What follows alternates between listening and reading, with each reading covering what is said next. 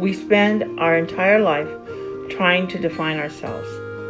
In other words, we search for who we really are. You could say we're trying to find our individual ego or even our soul. When do we start this journey of exploration? Does it start as an infant? Or do we start to emerge when you turn 4, 6, 8, 10? Have you completed a person by high school?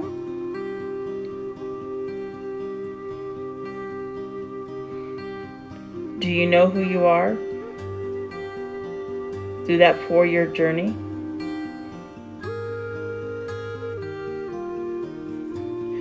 Or do you complete it during your college experiences, when you get the final diploma and start on your life?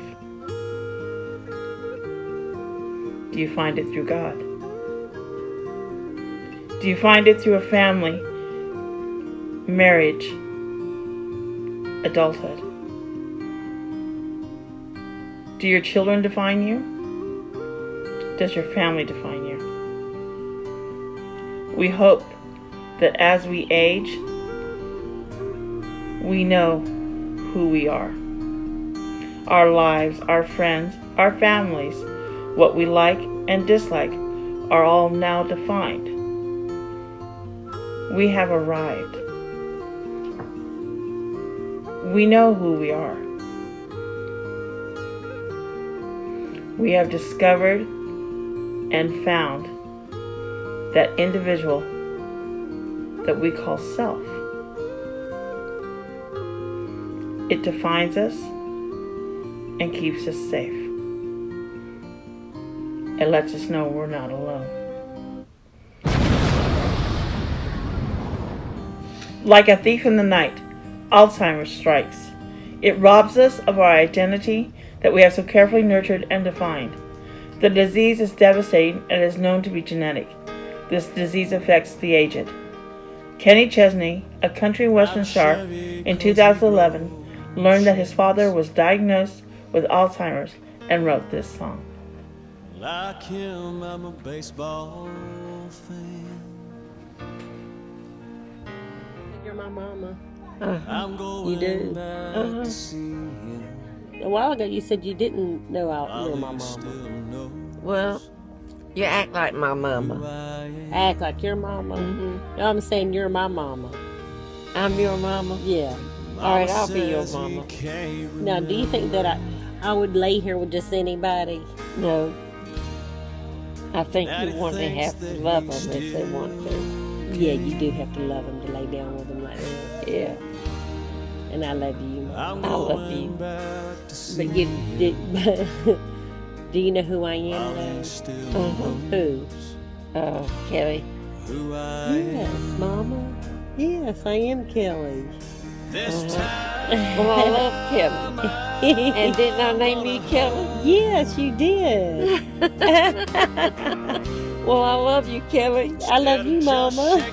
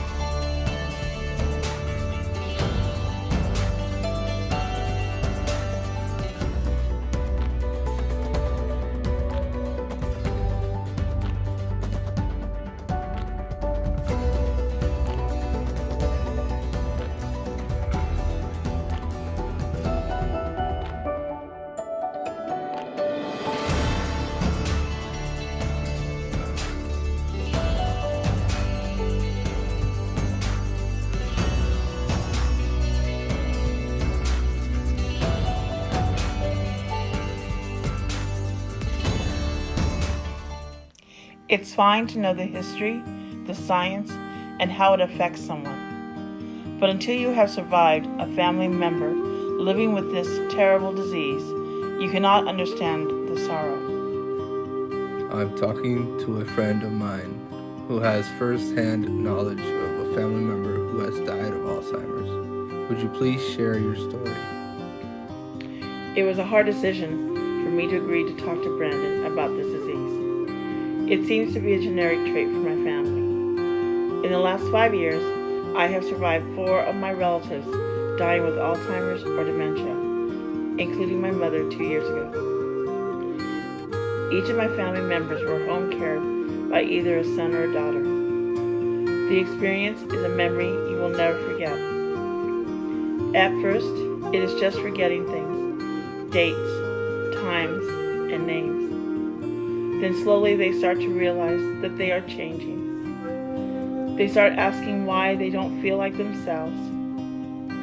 They're joking about having senior moments, but you see the doubt and fear in their eyes.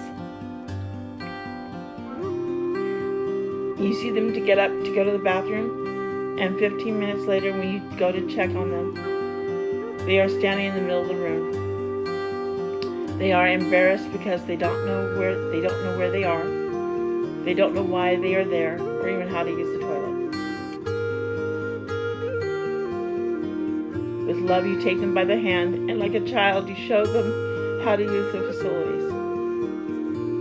Here's the father or mother that raised you, and yet he or she does not know how to use the toilet. But give it 30 minutes, and they're back to normal. As the disease progresses, so do the lapse in memory and judgment. As the caregiver, you start more and more taking over. They become like a strong-willed 2-year-old in an adult body. They not only start thinking of you as a stranger, they start seeing themselves as a stranger. They become afraid of everything because they cannot make sense of anything. As the disease progresses, they see hallucinations. They visually cannot tell if the table is there or not, and they don't even know what to call the table. We are creatures that depend so much on being able to communicate our thoughts and our feelings and our wants and desires.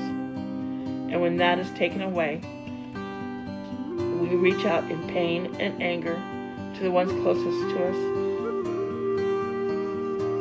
When the end finally comes for the victim of the disease, you know they are at peace and at rest. But you being the survivor, you carry on a strange sense of guilt.